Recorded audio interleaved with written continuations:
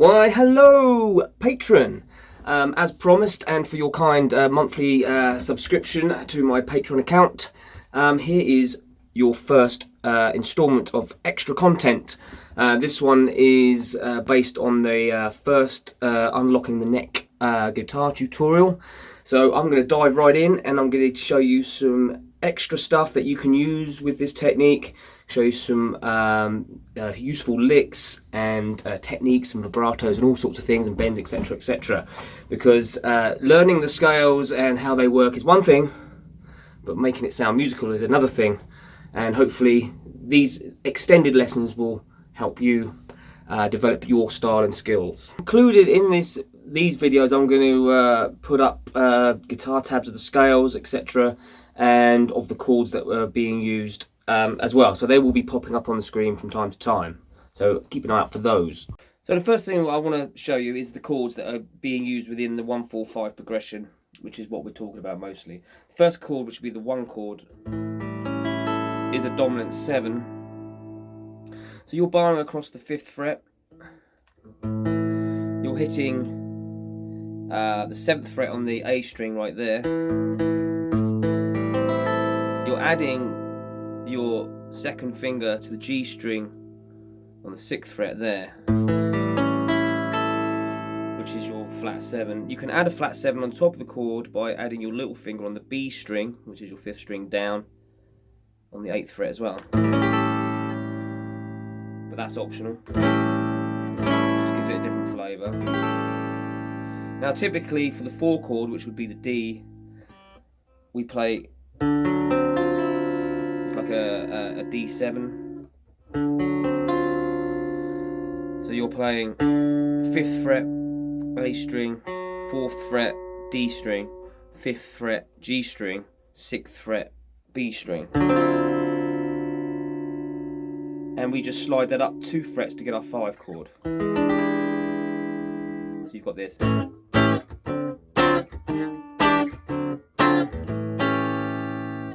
Now that is actually a D7 sharp 9. This would be the sharp 9.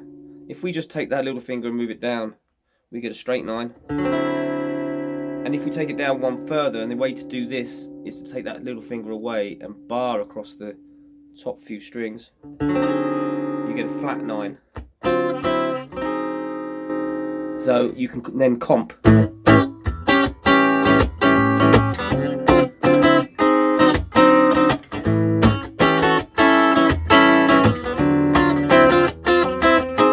Etc. And it still works for the 5 chord too.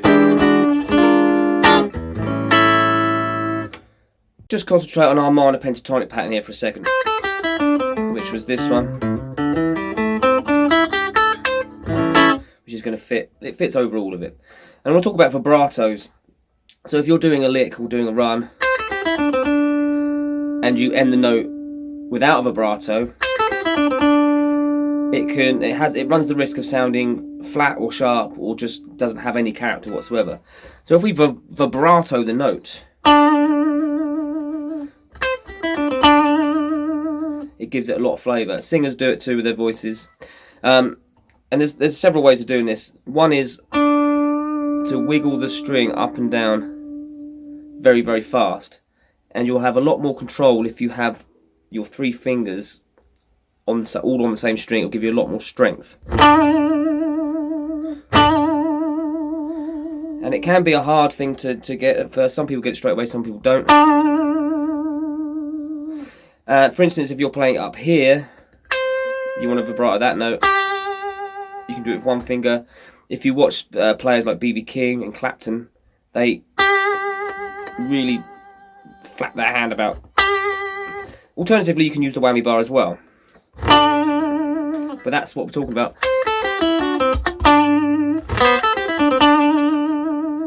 Which will always add flavour to the end of your phrases, whatever they might be. Next thing to consider is bends, and bends are a great tool to use in blues.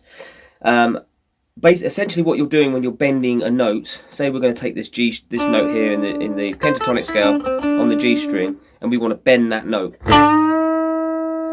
You're essentially bending that note to that note.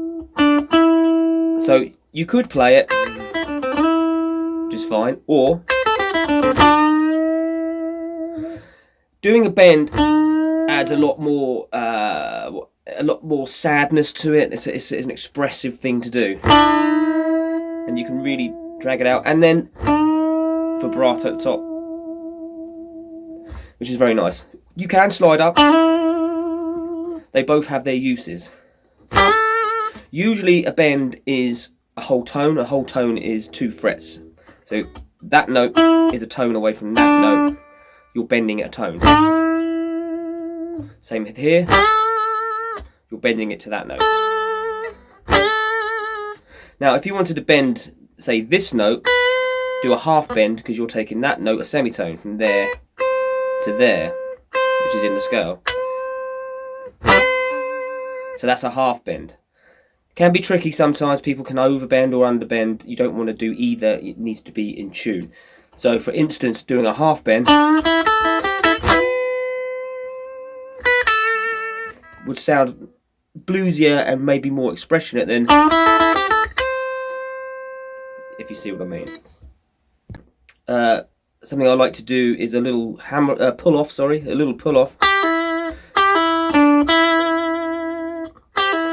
So the pull off basically is you're taking the note here, you're plucking it with your right hand, and then you're pulling it off. So it's 2 notes, but you're only picking 1 note. You're picking the first note, and you're pulling off, and you're dragging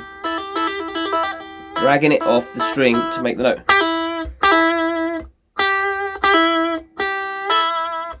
And slow.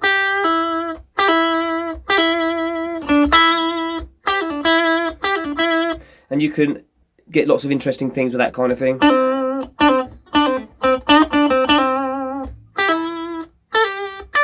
So a good thing to do is go down the scale and practice.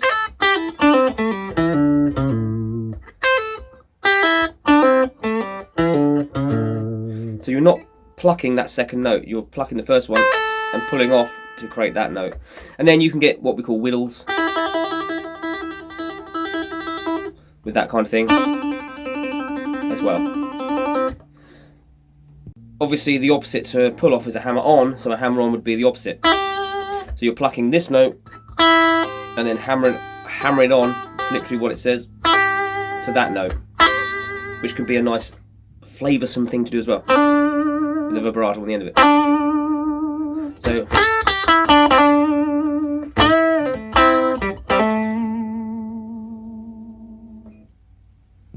and a cool little thing you can do is like a hammer on, pull off, hammer on, like this. And you can build your speed up with that.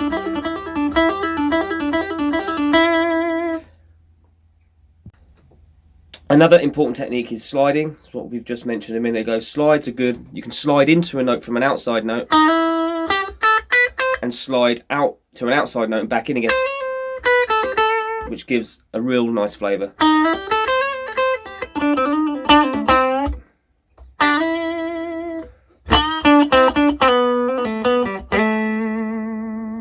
So sliding is a very, very important thing to practice as well.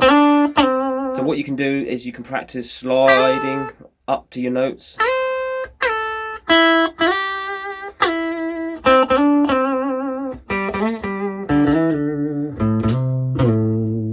And use different fingers.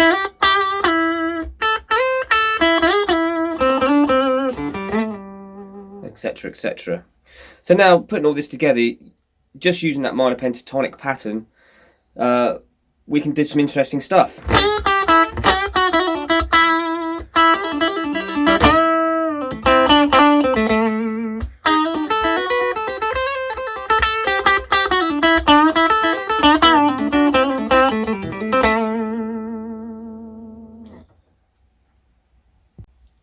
Now, in order to execute all these things, you do need to build up a little bit of hand strength. So I'm just going to show you a couple of really good finger exercises, which I did a lot when I was first learning to play, which really will help you build up the strength in your hand to enable you to execute all these things.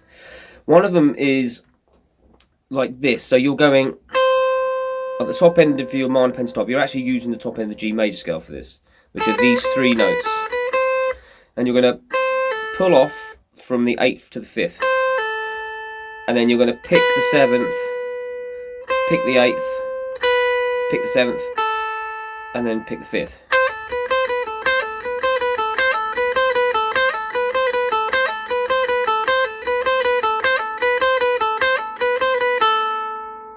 Once you've got that mastered, you're going to hammer on and pull off all of it. So you just pick the first note. So pick the first note to get it started. Pull off, hammer on, pull off, pull off.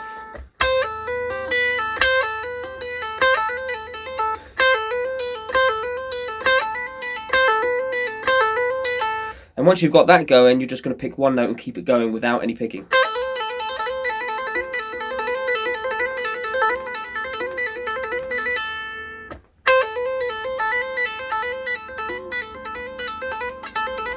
It's quite difficult to keep that going. And you're going to work down the strings.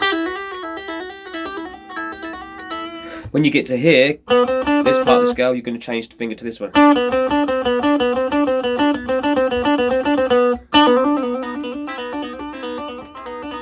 And so on. Yeah. My hand's hurting. So that's a really good one to do. Another really good one to do is to work up the scale and then back and off a note each time and back on. So you're going 1, 2, 3, 2, 3.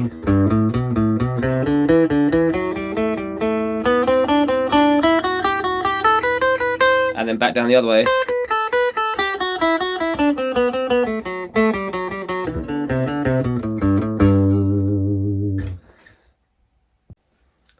Well, let's get into some licks. Now you've done all that, let's do some stock licks. So we're going to use the first pentatonic pattern, which is here. So a good one I like to use quite a lot. It's like a mix between a Chuck Berry type thing, which is a bend. So you're bending your G off your 7th, and you're doing like a half bend. So it's like that. You're hitting this note here. You're barring the 5th fret on the top 2 strings. And then you're coming down. And then hit the 7th fret on the B string. And bend and vibrato. Like that.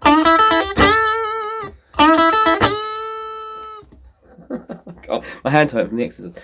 So you bend like this. So you're bending down, up. Lick number 1. Lick number 2's utilising the flat 7, which is this note. So you've got like doing a little bar here on the G and B string on the 7th fret. Same there. And then you're hammering onto the flat 7 on the G string. And you can keep that going. So with the 2 licks together.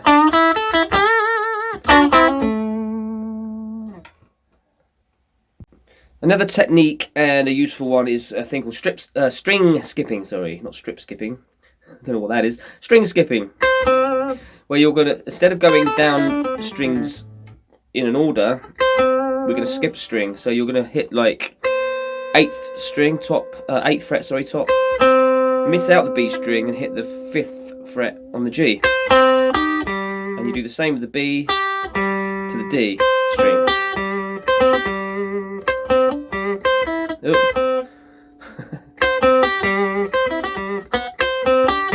And you can go the other way as well. So like this.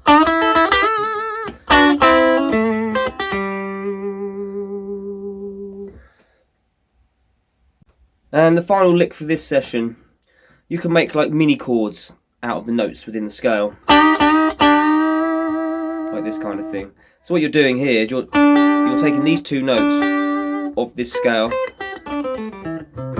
and making a chord. And what we're doing is we're just going to bend this 7th fret up a tone and add that note, 7th fret B string, to that and play them together. So you pluck the 2 strings together.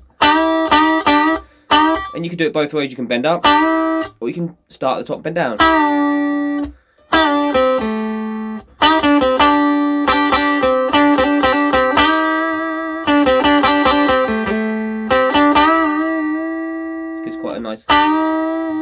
sound. Alternatively, you can just play it like this.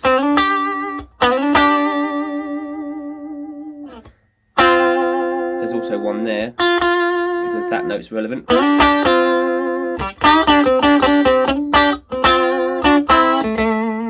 Etc, etc. Well, let's hear that in context.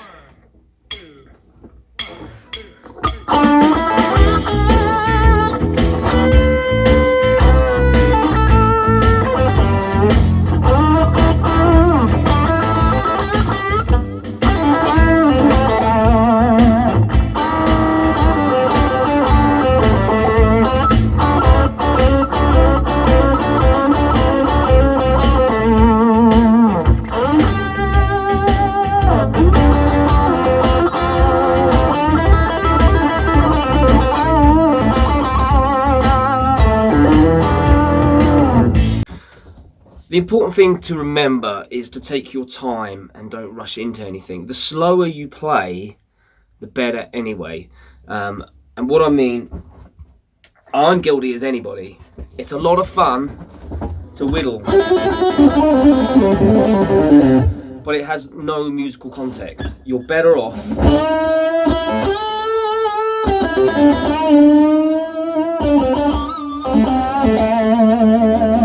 taking your time and getting some tone and getting some feeling into it. Feeling comes later, but what I suggest you do is I suggest you study the first lesson that's on YouTube, learn that scale, those 2 scales, or 3 technically, until they're up here and you don't have to think about it anymore. Go through the backing track, which is included on this video too, and there's links to the site where you can find lots and lots of different tracks that you can practice to.